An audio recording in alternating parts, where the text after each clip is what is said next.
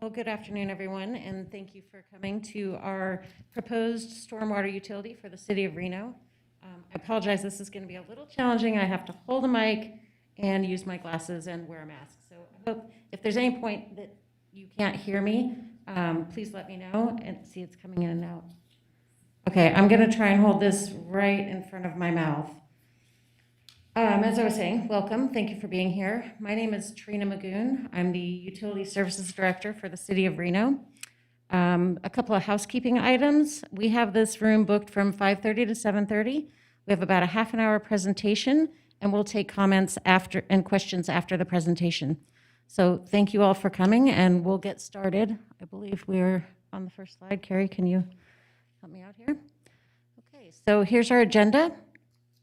We're going to go over what is stormwater, what is a stormwater utility, the benefits of a stormwater utility, our current stormwater program under the sewer utility, our stormwater utility program needs, our proposed stormwater utility rates, non-residential crediting program, and next steps. And then we'll talk a little bit about our proposed schedule and provide you with locations to obtain more information with contacts and our website.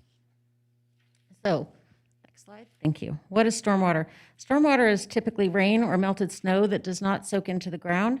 In urban areas, stormwater flows over land on rooftops, driveways, streets, parking lots, construction sites, where it flows untreated into the city's system of pipes, ditches, streams, and rivers. Every single property in the city contributes runoff to the stormwater system. As stormwater flows over paved and hard surfaces, it collects trash, sediment, and chemicals like motor oil and fertilizers that can pollute local waterways such as the Truckee River. A properly functioning stormwater conveyance system and pretreatment system can reduce flooding and keep our Truckee River and other natural systems and waterways healthy. Can you still hear me? Okay. What is a stormwater utility? So, the City of Reno is proposing to create this new stormwater utility, which, if adopted by City Council, would collect a fee from customers, and it would be dedicated to improving drainage and water quality and reducing flooding through the city. The stormwater utility fee would provide a dedicated source of funding committed exclusively to these systems. Virtually every property in a watershed contributes stormwater to the city's stormwater conveyance system, and the city's proposed stormwater fee is based on the amount of impervious surfaces each property places on the stormwater system. We'll define impervious surfaces a little bit better for you in a few minutes. Stormwater fees, I just want to let you know, stormwater fees are common across the United States. There are about 1,600 of them, and we have several in Nevada, such as Carson City, the City of Sparks, Washoe County, and Southern Nevada. So what are some of the benefits of a stormwater utility? We have about 30 years worth of reports and identified projects that we have not been able to implement because we have not had a dedicated source of funding for those proposed improvements. The benefits would be a reduction of flood damage risk. There's a potential for securing recreational benefits associated with irrigation ditch trails. We'll be able to upgrade our aging infrastructure, and we'll be able to reduce repeated flooding events from infrastructure that needs to be fixed. Now we'll have a couple of pictures of some local recent flooding events. So floods seem infrequent in the arid high desert, but we have experienced about a 100-year flood about every 10 years. 1986, 1997, 2005, and 2017 were all greater than a 100-year event. We also have localized flooding. As you can see, this is Aquila at Thomas Jefferson. This has flooded a number of times. The next one we're showing a picture of the 2017 event on the Truckee River, and here you can see that the river is at the top of its bank and about to go over. The next one is Edison Way, and this you can just basically see the debris post-flooding event. The next one is at Aquila at Sagittarius. And this one, we had a ditch overtopping, and flooding frequently occurs in that area. The next one, again, is a 2017 event. This is Mccarran Boulevard near Rio Poco Drive. And then we have a photo, of course, of the 2017 event at Swan Lake at Lemon Drive. And this is a photo of the HESCO barriers that were installed at Swan Lake to keep Lemon Drive passable and safe. Next one we have is 4th and Stoker Avenue. This again is post-flooding debris that you can see here that needed to be cleaned up. And then we're showing the construction project in 2019. This was a $6 million construction project at 4th and Stoker to improve the results of the flooding and debris you saw in the last picture. And then there's another picture of that. So these are storm drain improvements going in underground that convey the flow away from those properties so that they're not flooded. So the city's current stormwater program, the city, as I've mentioned, residents currently pay about $3.50 on their sewer bill, and that results in about $5.25 million per year, or $105 million over 20 years. And we'll keep those numbers and think about that for just a second here. But what I want to say about that is at this funding level, we really only accomplish the maintenance and operations, environmental compliance, and some minor projects. We have 30 years worth of studies that have identified projects that we have not been able to get to and have no funding source for. So a lot of those known larger projects will never be accomplished. What are the needs? So we just told you what we have funding source for. Our funding source needs are $440 million over 20 years. So we're pretty far off. What would that fund? Again, capital projects. These are projects that have been identified in the drainage master plans and studies of existing deficiencies in aging infrastructure, historic and observed flood events, citizen complaints of more localized events, and repetitive flood and maintenance responses. It would also fund our ongoing maintenance and operations and environmental compliance, just as our portion of the sewer bill currently does. What we would be doing is separating a line item so that the sewer fees pay for the sewer improvements and the stormwater fees pay for the stormwater improvements. This next slide depicts the proposed capital improvement program, or CIP as we call it, projects and their anticipated horizon of completion should the city implement the stormwater utility. Now, we have an ongoing study with a consultant right now that is looking at some of these older studies and reevaluating reevaluating when the timeline of implementation, which ones are more critical than the other ones. And many of these projects have been identified over 20 to 30 years of drainage master plans and studies. So we will now, I told you we would talk about the equivalent residential unit. An ERU is a term associated with about 3,500 square feet of hard surfaces that water does not soak into the ground. So you get the idea. As the natural environment is replaced with pavement, impervious surfaces replace the natural environment. The next definition I'd like to introduce is impervious surface area, and these are the hard material or compacted earth through which rainwater cannot pass. So rooftops, driveways, parking lots, those are all some examples. This slide right here, oh, can you go back for just a second? So this slide right here shows a commercial development, and just as so you understand, this is about 26 equivalent residential units in size.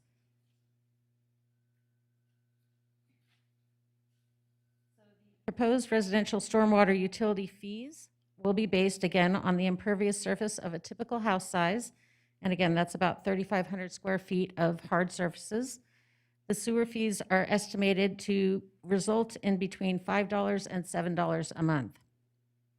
We are looking at potential tiers for significantly larger or smaller residential properties and a potential payment assistance program for low or fixed income residents. Some peer residential stormwater utility fees on this slide. You can see Washoe County, their fee is $9.31 a month. City of Sparks is $14.59. Carson City is $8.79 a month. And the City of Reno, this gets a little confusing, but I'm going to try to explain it. we are looking at a fee of $8.50 to $10.50, but we would look at a reduction of that $3.50 a month that we pay in the sewer side, and it would just move over to the stormwater side. So you'd actually see a reduction in your sewer bill and a little bit larger stormwater fee, but still resulting in that $5 to $7 net difference a month.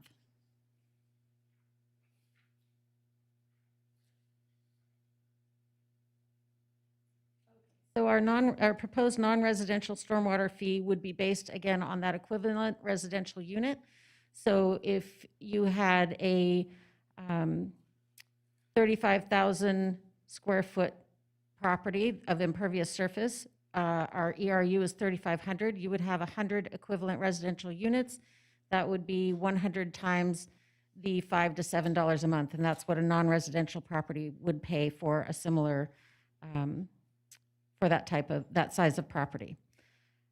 For non-residential properties, we're looking at a crediting program, and those credits would be applicable for stormwater quality treatment and flood reduction structures, stormwater education programs, and we're looking at a potential fee reduction between 30 and 50%. So the types of structures we're looking at are required by code, and they reduce the amount of impact that development has on the stormwater system, and that's one of the reasons we're looking at a potential crediting program for non-residential. So next steps. Well, currently in 2019, we completed the stormwater feasibility study with our consultant, Raftelis. The city council then approved the implementation plan program, and that's where we're at right now. Our consultant did a citywide GIS and photo imagery analysis of impervious surfaces to verify the approximate $5 to $7 a month fee per residential unit. And we are currently in the stakeholder public outreach and informational meeting stage. That's where we're at right now. This phase will be 4 to 6 months, and we are seeking public input on the proposed rates and the different programs we have with that. After that, we will go into, after culling all of that public input and bringing it to our city council, we'll go into an evaluation of final rate, credit, and financial plans. And ultimately, we would have a possible line item on a sewer bill in mid-2022 if the city council decides to implement the stormwater utility.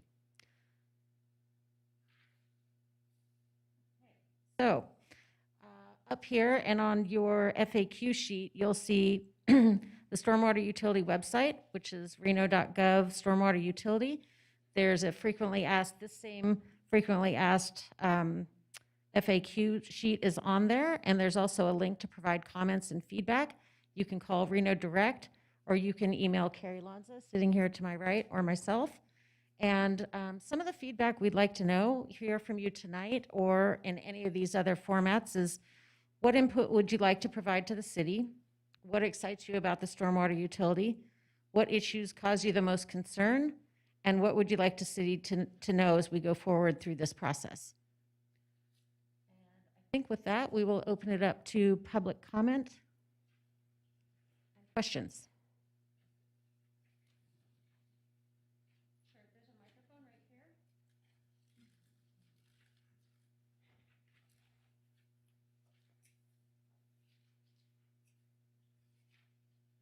Hello. It strikes me that much of this program is intended to fund an inadequately funded sewer and storm system.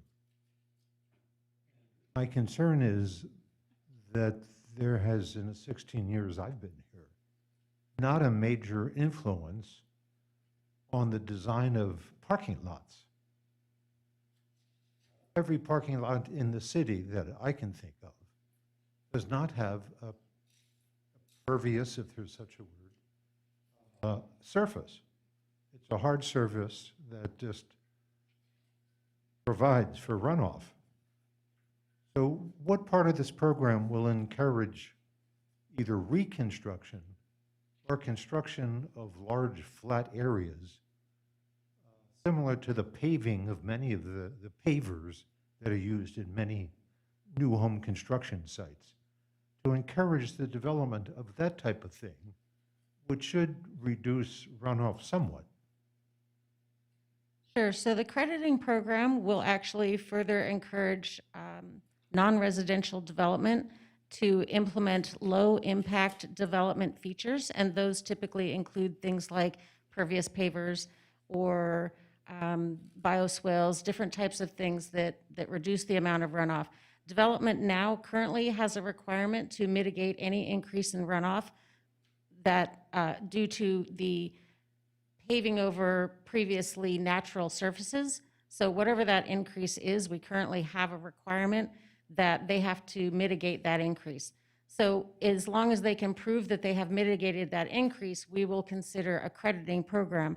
Again, if you recall on the slide before, the crediting program is 30 to 50% of the fee. It's not the entire fee because everyone still contributes runoff to the system, and we need to be able to pay for the entire system.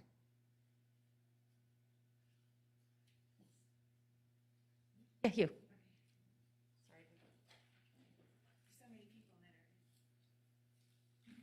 I had two questions. One, you didn't have anywhere on there about the enforcement. And so I hope that will be included somewhere in your cost of enforcement of the various ones that are already there. And the second thing is on the bottom one of your slides, you had not for future development. So could you go into a little bit more detail on that? Sure. So the first question on enforcement, we have programmed into the fee as we have it right now, additional 6 staff. So we will be able to go out and do things we haven't been able to do now, which is look at detention basins and ensure they're functioning, things like that. The second question you had is that this stormwater fee is not to pay for new development, the proposed infrastructure with new development. They still have to comply with code and they have to build that infrastructure associated with their development.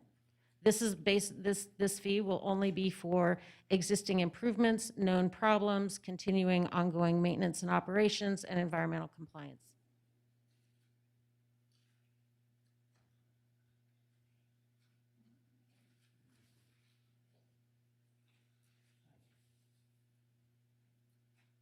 Good evening. Some of the questions and some of the items that I had issues with, you've already answered. So allow me to read this. It might include some of those items you've already covered. I am George Manos. I live in the Panther Valley area of the city of Reno. Firstly, there is no question that the city of Reno needs a robust stormwater program to mitigate flooding issues and to protect the Truckee Meadows, Truckee River from contaminants. However, the city of Reno must recognize that they are responsible for many of these issues by permitting irresponsible development in floodplain areas, the North Valley, for example, and development of areas formerly used for water percolation, such as Northgate, Wild Creek, Rosewood, and Brookside golf courses. Secondly, it should be recognized that there are 3 types of water: clean water, gray water, and dirty water. Clean water is handled by the Truckee Meadows Water Authority. Gray water, water that has been treated and discharged at our parks and golf courses, is handled by the Sanitation Sewer Organization. And dirty water, this includes stormwater runoff, watering, and irrigation runoff, and sewage discharge, is also handled by the Sanitation Sewer Organization. Issues to be resolved prior to establishing a stormwater utility include the following. There must be a compelling reason for this utility to be created, separate from the Public Works Department Bureau as its function currently is encapsulated. I see from your presentation, however, you're not going to separate it out from Public Works. It appears that the only thing you're doing is adding an additional tax. So anyway, if created, there must be coordination with Sparks and Washoe County governments. Stormwater does not recognize governmental borders. There is also room to have coordination with TUMWA if any discharge into the Truckee River is contemplated.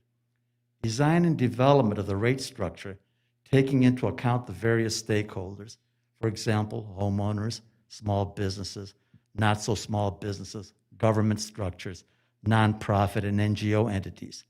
The avoidance of fee creep and misappropriation of funds, that is, other entities using monies collected for stormwater used for items not exclusively stormwater related.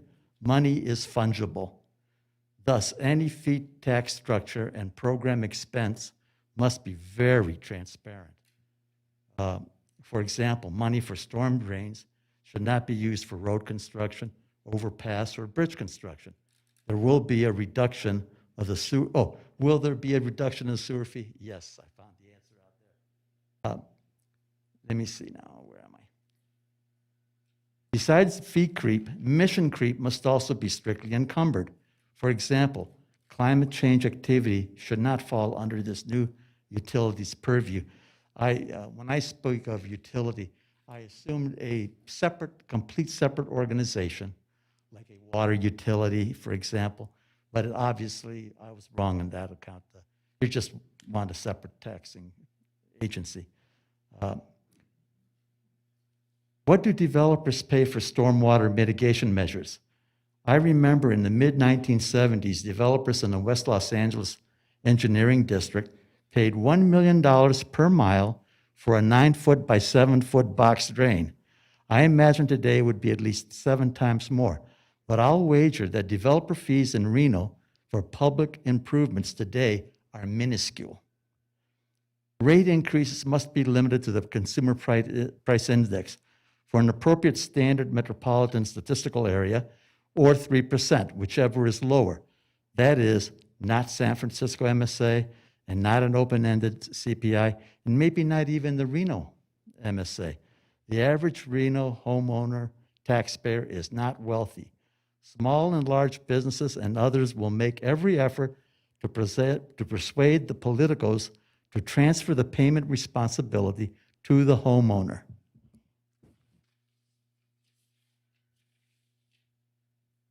Furthermore, monies received from the Biden administration for infrastructure will probably be mandated to be allocated to union firms. Nevada is a right-to-work state. For any contract, I, as a taxpayer, want contracts to be provided to the lowest cost responsible bidder, irrespective whether their company is unionized. I pay enough for taxes. Besides, not all unionized firms are low cost or responsible. Look at what happened for the I-395 extension to Carson City. What is the chain of command to resolve issues between governmental agencies such as Public Works, Sanitation, Sewer, and the proposed utility? Indeed, the organizational structure of the proposed utility, that is, the particular personnel class, this could all be deleted because you're not going to have a separate utility. You're just going to have a separate taxing authority. Okay. And here I put, hopefully the proposed utility will act as a business and not a governmental body, but that's also to be thrown out. The city administrative officer must not be involved in any way with this proposed utility. That also could be thrown out since you're not going to create a utility. Will the head of this proposed utility be a licensed professional engineer? That is an important consideration. Whoever's going to head the stormwater organization, are they going to be a licensed engineer or will they be some political hack? That I'm kind of curious about. They will be a licensed engineer. I am the utility services director, and I am a professional engineer. Okay, Civil so engineer you've licensed been in the state of structured in Nevada. the civil? Okay, thank you. Will the head of the, okay. The potential for graft and corruption by politicos and others increases with the advent of a new tax source. What protections will be in place to prevent graft and corruption? In reality, it makes more sense to have the sanitation sewer org and this proposed utility be under one organization, since both would be independently funded. Hydraulic civil engineers for the two major types of dirty water and for gray water have similar skill sets, and dirty water must be treated before discharge. Nevertheless, although a single entity be responsible for all forms of dirty water is very desirable, the systems for sewage must be separate physically from other dirty water like rain runoff. The Boston scenario is not acceptable. The city of Boston had a combined sewer and stormwater system. Every time it had a heavy rainfall, the stormwater would overflow the channels. they would overflow into the streets. Finally, the Clean Water Act has been around since 1973, I believe. Does the city of Reno have a governmental affairs section that exists to apply for programs, grants, funds made available through this act? It seems to me that many failures of the past can be corrected by this funding source. Thank you for the opportunity to speak before this forum.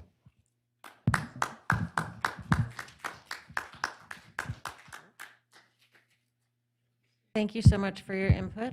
We will take that into consideration, and obviously, City Council will be aware of it as well.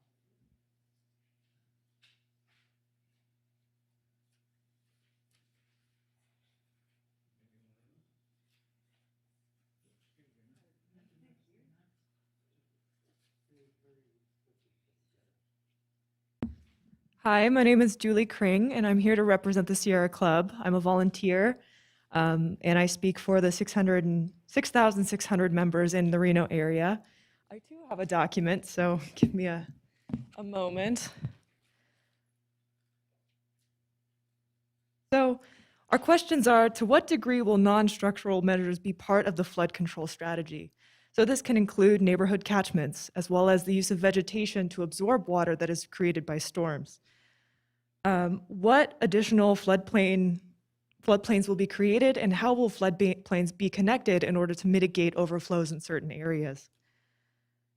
Will ravines for retention and filtration along open ditches be implemented, such as the use of stonework in order to create a permeable surface that also provides structure to these ravines and ditches? What strategies will be considered for rerouting floodwaters, such as using open ditches or other vulnerable areas to relieve pressure on downtown or more heavily developed areas?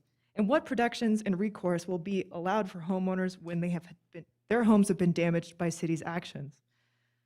What measures will the city implement to protect water quality during major flood events? And will the city and/or the county support appropriating stormwater flows for development? Is the piping of open ditches part of the city's long-range plans?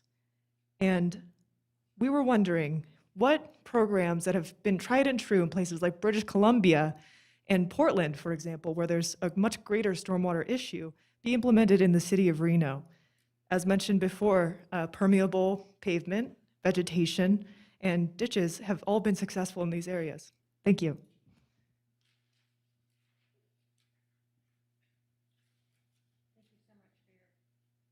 Jack? Sorry.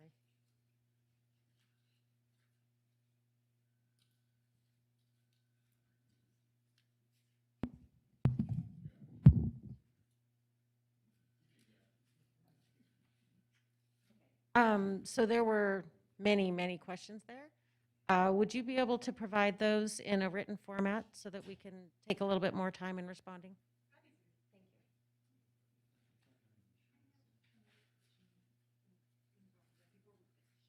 My name is Buzz Nelson. We live in Des Moines Ranch, and we are part of the Des Moines Ranch drainage district out there, and we pay a monthly fee out there that in theory is supposed to address many of these issues.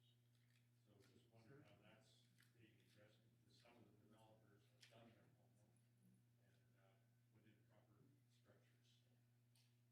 Yes, thank you. We are looking at those subdivisions with drainage districts, and we will take that into account. We, at the city, have had some drainage districts who were supposed to take care of certain things and haven't, so I think that's kind of on a case-by-case basis of where this development is and each individual drainage district. But we are taking a look at that and taking it under consideration. Thank you.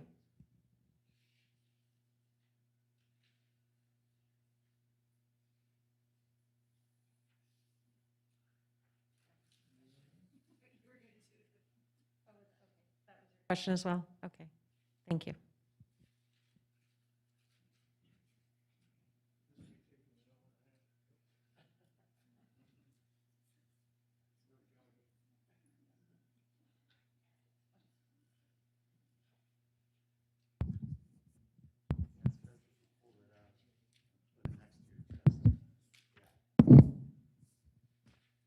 Good evening. I have some concerns, and I'd like to try to discuss bridge.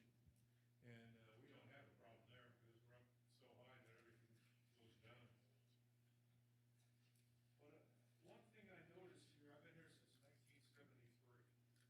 I don't know if that's the modern Olympic record, but quite a while. And I've lived in this particular dwelling since 1998. And about 10 years ago, maybe 15, time flies when you're having fun. The sewer people came around, and they were out, I thought they were perhaps cleaning the sewers as they do. They lifted rake and they blasted out. And I asked them what they were doing, and they said they were recording the sewers. By that I mean, they had no actual written location for the sewers. This house that I live in was built in 1994. And they knew where they were because you could see them. And they cleaned them, but they had no record of them in their magic book or whatever they use. Another thing, it seems contradictory to me because we have both flood and drought, and we have no water, but we're talking about flood water, and I've been here, I've seen the floods. But I don't know why you can't just make provision for where it floods. It's mostly, I mean, it's not an unknown. The Fourth and Stoker, I used to live on Idlewild, and the water almost came from the river to Idlewild Drive. So it can flood here, there's no doubt. But it's downtown has a lot of flooding when it floods. But like I say, it seems contradictory. We're looking for more money for everything, and I'm just afraid that this is the start of another agency with an estimated cost of whatever it is, $5 to $7, that of course will never go down, ever, will only increase. And it's just another tax burden that, it looks good. Is it good? You will never know. I don't know that we need it. We have all this information that says that, but have we suffered unduly because we haven't had it? Well, again, as I've mentioned before, a couple of things here. We have over 30 years' worth of reports identifying proposed infrastructure that we do need across the city. And then secondarily, I've heard you say, you know, you've lived higher, you've lived lower, and only the lower areas flood. One of the things about the stormwater utility is looking at the amount of impervious surfaces or hard surfaces, because the entire stormwater system is based on the contribution of everyone. And because the higher properties maybe don't flood, they're still contributing to the lower properties.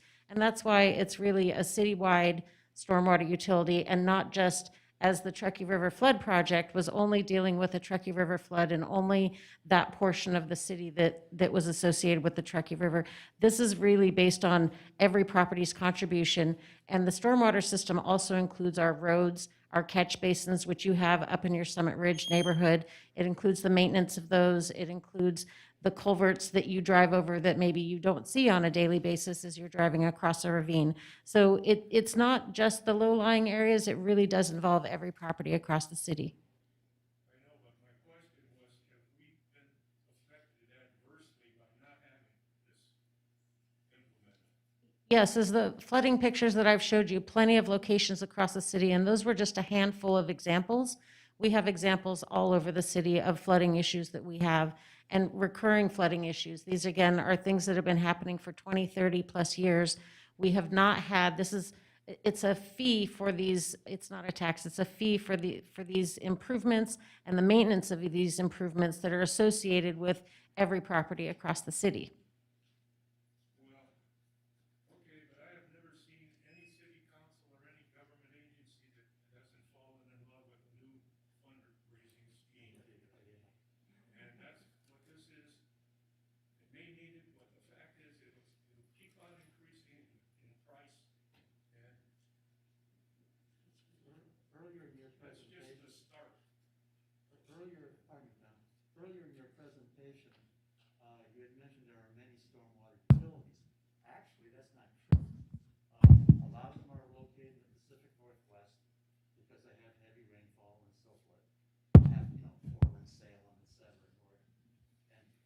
Florida, they have a lot of them because they have inland waterway, they have hurricanes coming in, et cetera.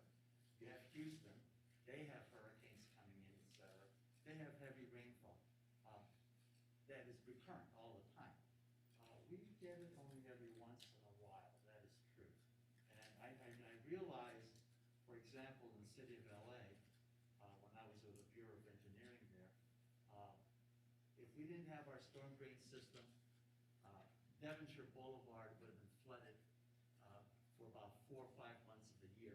We would have had a swamp in LA for 4 or 5 months, and then we would have had an absolute desert for 4 or 5 months. So LA, besides the actors being man-made, artificial, so is the city, you know? So, Tom, I think, has a point. There are certain areas that require strong assistance. Why can't resources be applied there from the current funding? Right now, for instance, we're in a drought.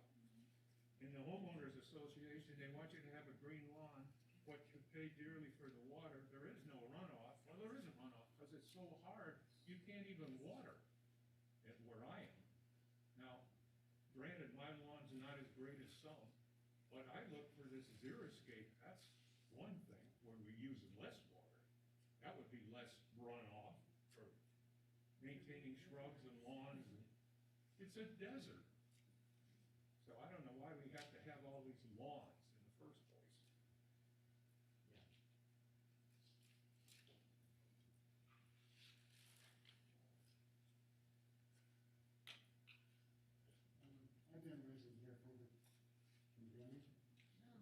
Hello? Okay. I've been a resident here for over 20 years. And I'm not opposed to paying for stormwater management. That isn't a problem. I have lots of rentals and I raise my rent, which is really nice for the renter. But, and I understand we have to build. But my complaint is that we build on our floodplains. And I've seen this as recently as just 2 years ago. The biggest problem is we're building on floodplains, which we should build around them and not on them. And that's what's happened in cities like Houston, where they have these floods every couple of years because all the floodplains are covered with concrete and buildings. I'm not opposed to buildings, but I am opposed to building on floodplains, and that seems to be what we're doing in this city, just like other places that have these problems. That's my comment. Ninth Ward in New Orleans also.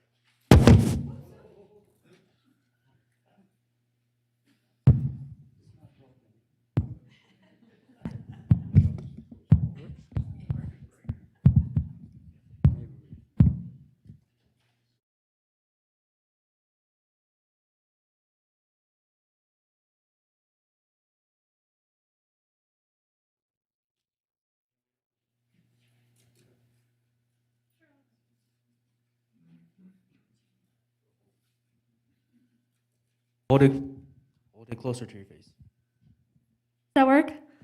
Oh, that's really loud. So hi, my name's Leah. So I'm a new homeowner in South Reno. Purchased my home during the time that the Daybreak settlement for $50 million was going on. So to go off of your point of building in the floodplains, that's actually why I'm here. I was concerned because unfortunately the city approved 4-3 to go ahead and go forward with the Daybreak project. So my concern was originally, am I paying for those folks that are building in the floodplain to then flood my neighborhood across the street? Since that's the last natural floodplain right there. But you answered that question, that now the builder is responsible for that piece.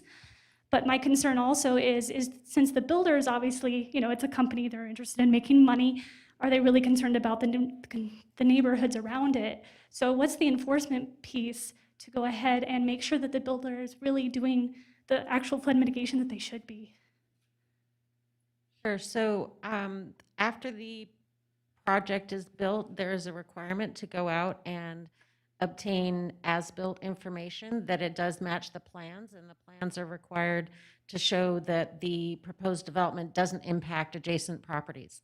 So that's the process that it goes through, is that they submit the engineering stamp plans and the models and things that show that that has not been impacted. And then there's a process afterwards where they go out and verify that it was built per the plan. So what happens later on, let's say, it makes it through the whole process and everything's been approved. The builder does what they said that they're going to do, but, years down the road, what if things flood? Things happen, right? Maybe the drainages get plugged up. Is the city now responsible?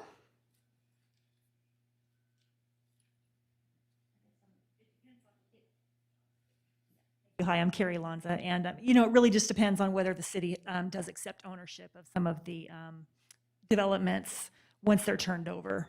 In every case, we don't always accept the maintenance responsibilities, such as in the case of where those drainage districts still exist. So like, for example, with this new Daybreak project that's not in yet, I know they're looking at doing, what's it called, like subdivisions or subdividing. So you've got different companies now involved, so are we looking at possibly where each of them are now going to be responsible and not the city? And I think what we're trying to emphasize is the existing needs throughout the city of Reno. The number of floods that have occurred since 1997, 2005, 2017, those existing things and those problem areas that we already have is what we're trying to address. Right, so I see that. But obviously my concern is going to be, what's it going to look like going forward, especially since you're saying that the new builders are still responsible for that. So at some point it starts to look a little gray because there could be problems in the future. That's a great comment. And my understanding with Daybreak is that they do have a drainage district that basically just handles all the drainage, so it's not the individual subdivisions. Okay, that answers my question. And then I just have one more comment. Especially with inflation going up 5.4% from last June, it hurts to see everything going up. So I'm not thrilled about paying another, 15% each quarter. So much for your comments.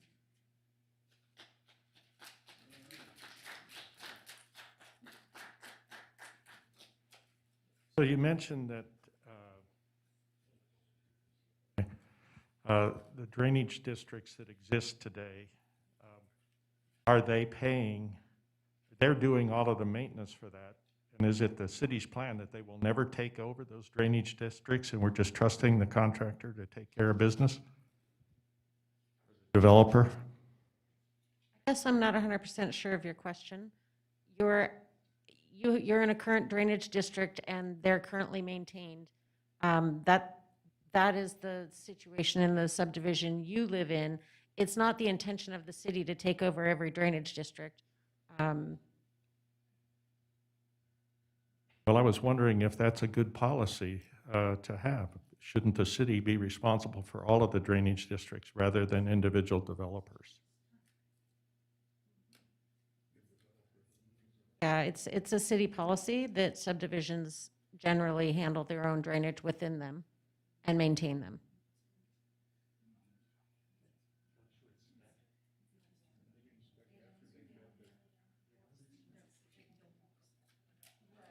So yeah, one thing I did want to point out is that we are looking at those subdivisions that have implemented the storm drain volumetric mitigation or increase in imperviousness. They've mitigated that, and that they are maintaining their systems. One of the things we can't do as a city at this point, we don't have enough resources, is to ensure that these drainage districts are actually maintaining their channels and their infrastructure appropriately, which can exacerbate problems elsewhere in the city, not just physically, as the other gentleman noted, that drainage systems don't stop at the end, they continue on to the next down the line. So we will be taking a look at how those drainage districts are functioning and whether or not we can open up a crediting program if they are functioning appropriately. Well, and certainly the city has a record of where the floods have occurred.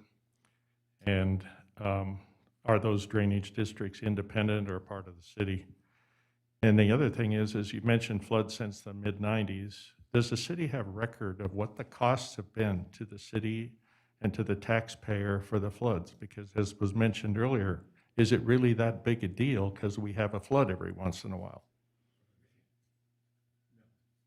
Well, what we have identified, and yes, it's a very big deal to the homeowners or those individuals who do get flooded. And again, generally, they're downstream of a whole bunch of development that's happened. So it's obviously a big deal to them. It's a big deal to loss of people being able to use a road to get to work, or as we've experienced in the past, the airport itself being closed for a number of days. That affects our economy, our ability to get in and out of here, safety, a whole bunch of different things like that. So what the stormwater utility is really looking at is addressing the known problems that we have, we've been studying, we've experienced, we've seen recurrent problems with. That's really what we're here today to talk about, is how do we address those and how do we not continue to not address them and continue moving forward with aging infrastructure and incurring additional problems.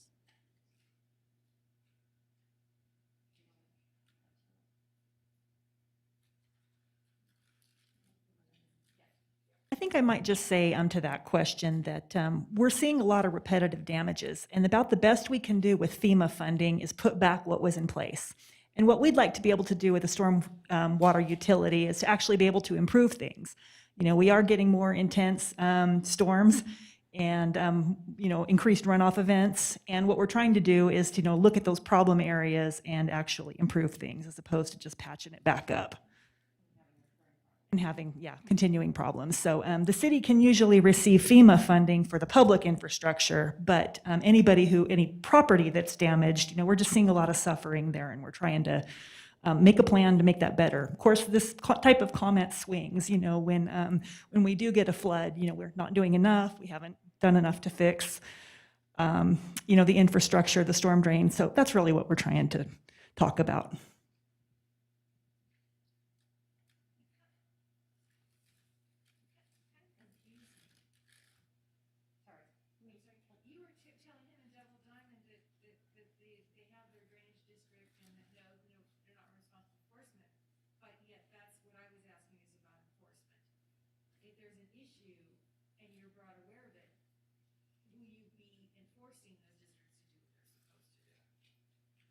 We would look at being able to do that. What I was trying to say is that we do not have the staffing right now to be able to do that.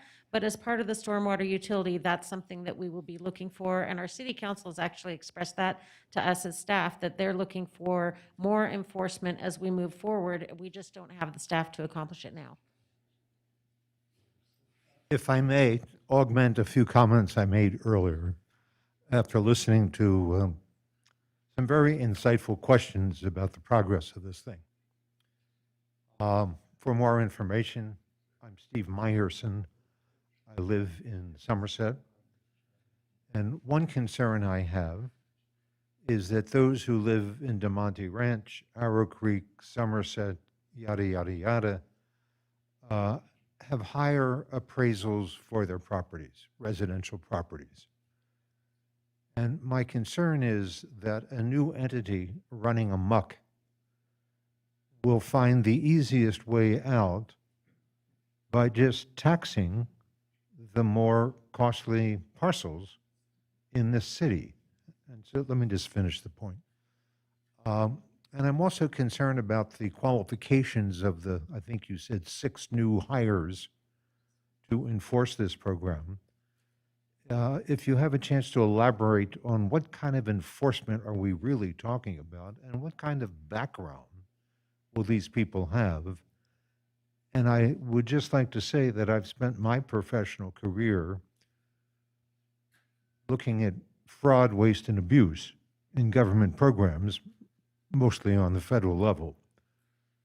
And it was said earlier by someone else, I always have a concern that an established, you call it a fee, I'll call it what I think it really is, a taxing authority, whether there'll be enough oversight and review to make sure that they don't run amok, that the fee structure doesn't go nuts to pay for other programs like sewage and drainage. And so that's my concern as a homeowner. What's the likely enforcement process? And other than the salaries involved with those 6 people, who's going to pay for the mitigation that so dearly needs to be done? So I'll start addressing this by reiterating again that this is a fee, and it's a flat rate fee that would be applied to every residential unit. So whether a property is worth more than another property, that will not impact this flat rate fee. The only thing that could impact that is if you had an extremely large property with a lot of impervious surface, that we are looking at tiers where we may charge a higher fee for those very large properties. And conversely, we would be looking at charging less for very, very small properties. So these are the outliers, on either side of the 3,500 square feet of impervious surface. So again, it's not a tax, it is a fee. It's a fee for use of the stormwater system, and that's what we're looking at. Currently, we don't have a fee for the use of our stormwater system. It's been paid for through our sewer system, and it isn't sufficient. As far as governmental oversight, one of the things our city council has mentioned numerous times is that, they do want staff out there to look at these improvements to make sure that they're being maintained and they're actually functional. One of the things we intend to do as staff is bring back our stormwater utility on a regular basis, monthly, or more if needed, to let them know what are we doing, what are our successes, what was our plan, and where are we in that plan. And then we also intend on an annual or biannual basis to review our fee structure and see if that fee structure is sufficient. We have no intention of collecting more money than is needed. We will only collect sufficient money for the stormwater systems that we have identified in this plan. It is an enterprise fund, so the funds will not be used for any other portion of city government. It will only be used for the stormwater utility. And I hope that helps answer your question.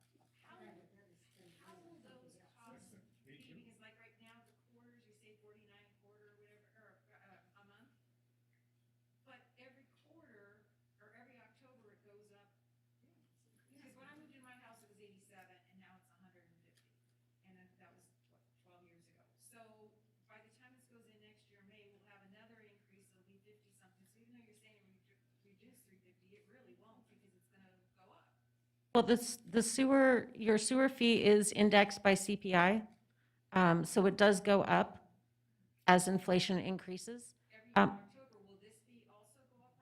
We anticipate this will also be tied to CPI.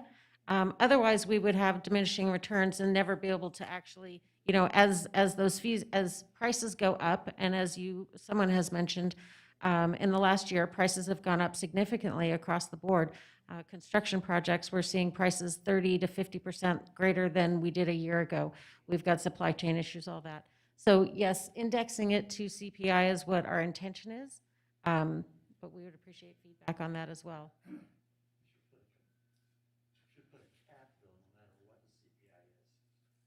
Some people don't, the CPI is not reflected in their retirement income. Right. They got a flat, whatever, monthly, weekly, whatever. Yes, and so that's one reason we are also looking at an assistance program for fixed rate or low income residents. What do you call low income? We haven't established that yet, but we would certainly take your feedback on that. Well, I consider mine low. My problem is that this organization is not operating like a business. A business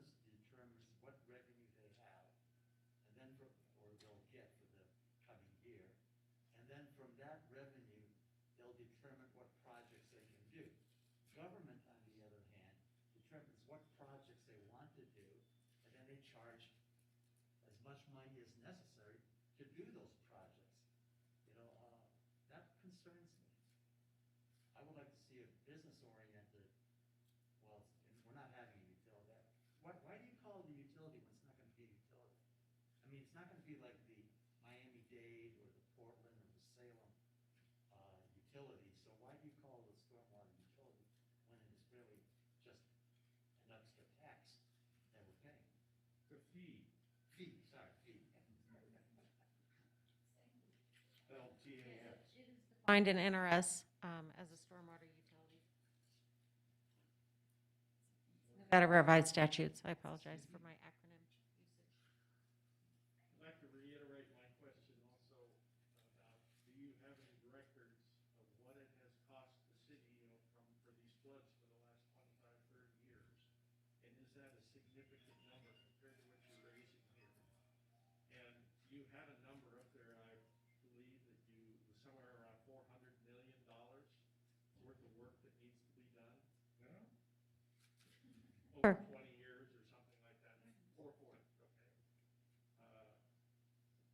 So if those projects have all been identified, and normally when you do an estimate like this, you include in that estimate inflation and cost and increases and all that sort of thing. I think it would be really wise of you, if this becomes a fact, if you said that we're not going to increase this for 5 years or something like that, sort of like they have on income tax or property taxes here, where there is a limit to what they can be increased by, not just the CPI or whatever seems to be happening.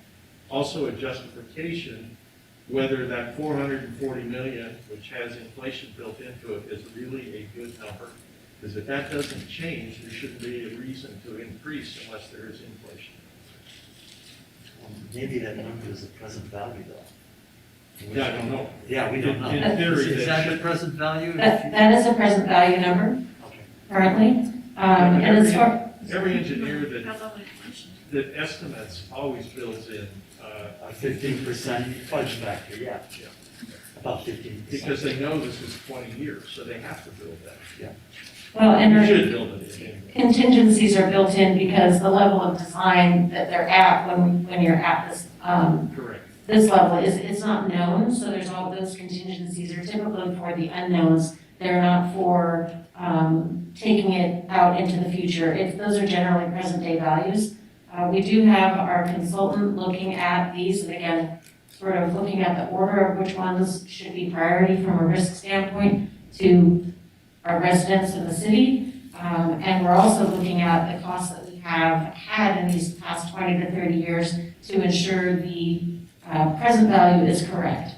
So there's some things that are ongoing right now with this fee that we think we have a pretty good value that we're looking at, but there could be some changes. You know, that number could go down, it could go slightly up, but we're generally in the ballpark. You know, we also have an opportunity to say, if we're not in the ballpark and, you know, the city's residents and the city council doesn't want to move forward, we can scale this project back. We don't need to accomplish everything in 20 years. Maybe it's something we need to accomplish in 40 years. You know, again, we haven't accomplished many of the things we've needed to in the last 30. So at that point, you're looking at 70-year-old projects that have needed to be done. One of the reasons we're really looking at this now, let's see, you had another question.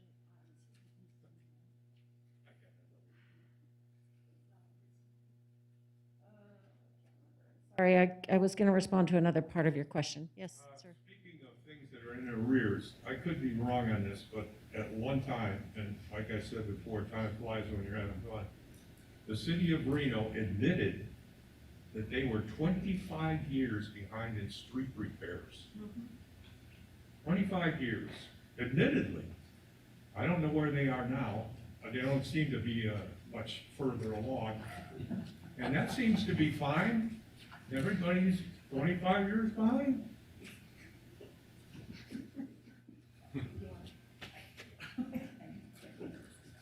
Yeah, I'm not I can't confirm that that has been said or stated. I apologize. Check on it, but I know at one time they did it 20, and it wasn't that long ago.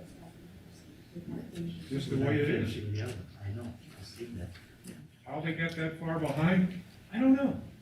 But they said they were, and they were. They are, I think. Yep. So, getting back to this is just for impervious surfaces, so people who have large parcels of land that are undeveloped, these developers, and they're taking 30 or 40 years, they're only paying on their developed properties, correct? I'm sorry, could you ask that again so I'm having a little bit of hard time hearing you. This is only for developed property, correct? So people who have big land, let's say this, someone mentioned Daybreak's coming in, they're in the floodplain district. That whole area, they will be paying into this until their homes are sold, correct? Right, so as one property owner, they'll pay as a single property owner. Once it's subdivided and paved with, your impervious surfaces, that will be divvied up on an individual home basis in that subdivision. Does that make sense? So they'll pay an amount, a lower amount for the undeveloped land? Yeah, exactly. That's what I'm getting at. So everybody, regardless of whether it's developed or not, will be paying a portion. It just goes up as it's developed. Yes, because every single property does contribute some runoff to the system regardless if it's developed or undeveloped.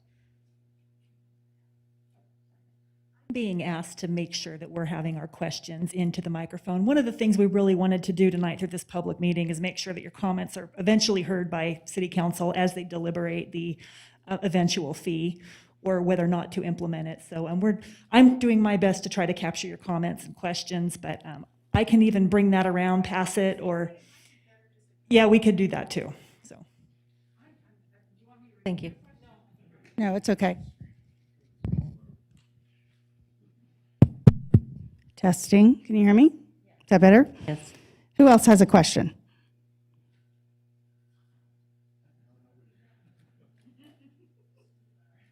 Any other questions for the group? Yes, sir? Excuse me, please, sir, if you would please use the microphone? This consultant you constantly referred to, could you tell us something about him or her? How was that person selected? What is their expertise? And the second question is the water treatment, will that still be handled by sewer and sanitation? And the other, those two, I guess. So we're using Raftellus Financial Consultants. They have, we did what's called a RFP process to select yes. So we had maybe about 6 or 7 applicants at the time, and then we had a interview process.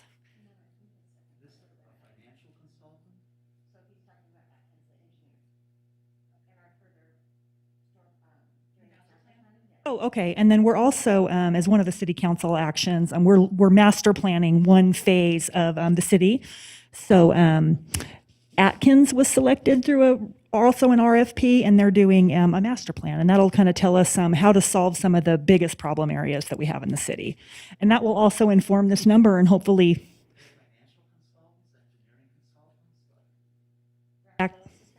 Raftellus is a financial. They also have, professional engineers that help us implement this. And then Atkins is an engineering design firm. I suspect it would be a mixture of both, but again, we are looking to have staff to actually implement projects. One of the things we don't want to do is have a rate out there and then you're not seeing results. We definitely need to have the staff to design and implement. Any other questions? Yes, sir?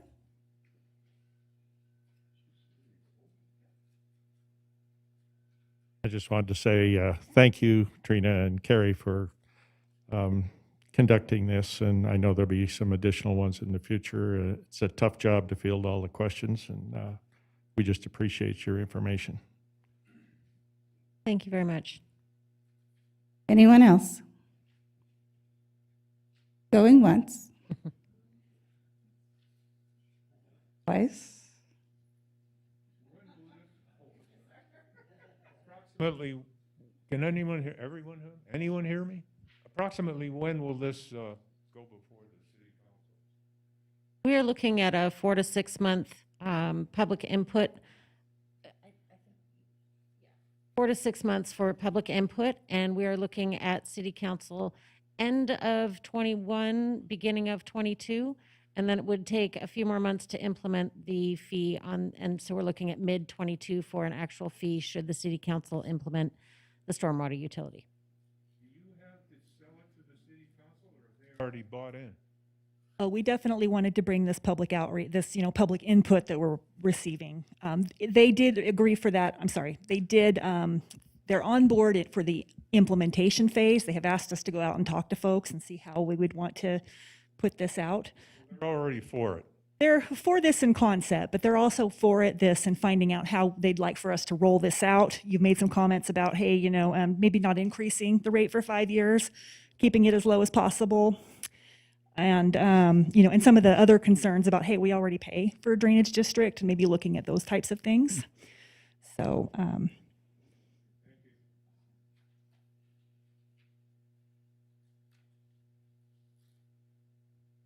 Any other questions? On the record, I would like to see somehow or another you guys attach a requirement for these developers that have Army Corps permits. You, the city, gets a copy of their annual reports so that the city knows whether they're in compliance or not. I actually was sitting here or watching at home when Naomi Dewar asked a declarant when he was here for another project if he was in compliance. And he bold-faced lied to her, and I texted her and said, he's lying to you. I've got the letter right here. So she didn't have the ability to ask Army Corps. I didn't have the ability to ask Army Corps because he was a landowner. So I think that if your guys are approving projects, you need to add that in because that is part of you too as well, sewer, drainage district, whatever. You need to know they're in compliance. And that's not you saying you're in charge of it. It's a stipulation, yes, but you must supply us with this so we know you're in compliance. thank you for that. And I lost a thought a moment ago. I just wanted to make sure that that we will be posting any of the city council actions, those opportunities to come out and public speak when they're considering this. And we're going to be posting those to our website, the reno.gov Stormwater Utility.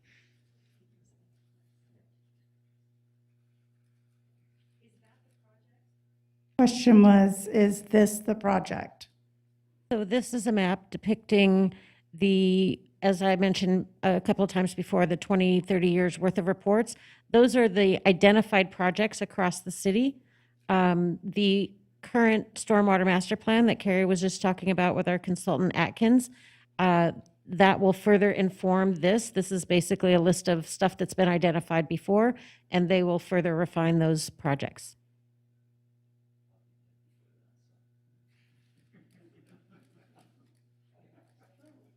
Wishful thinking. Any other questions? Going once? Going twice?